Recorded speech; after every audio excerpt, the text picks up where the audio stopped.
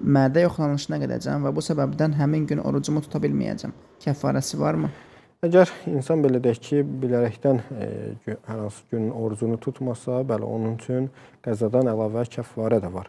Və bu kimi halda siz belə deyək ki, o mədə yoxlanması deyəndə, əgər belə deyək ki,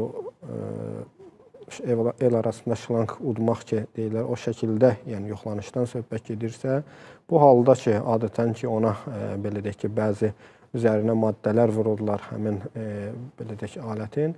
O halda o belə deyək ki, insanın ağız boşluğundan mədəsinə getdikdə o orucu pozmağa səbəb olur. Amma heç bir şey olmasa, yəni ki, tam quru şəkildə olsa, o orucu pozmaz.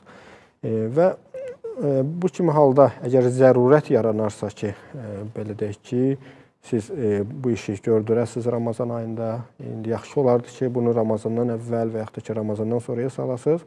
Amma indi zərurət yaranıbsa, indi yəni o yoxlanışa getmək zəruridirsə, o zaman yenə belə deyək ki, orucu batil edən işlərdən görməyin. Həmən günü sanki belə deyək ki, oruc olun, oruc niyyət edin. Orada da belə deyək ki, zərurət yaranıb bu işi görsəz, oruc baxmayaraq ki, batıl olacaq. Yəni də günün qalanını orucu batıl edən işlərdən çəkinin və sonradan da bir gün bu halda qəzasını tuta bilərsiniz. Amma bilərəkdən yəni bir günü oruç tutmasanız, o zaman qəzadan əlavə kəffarə də sizə vacib olacaq.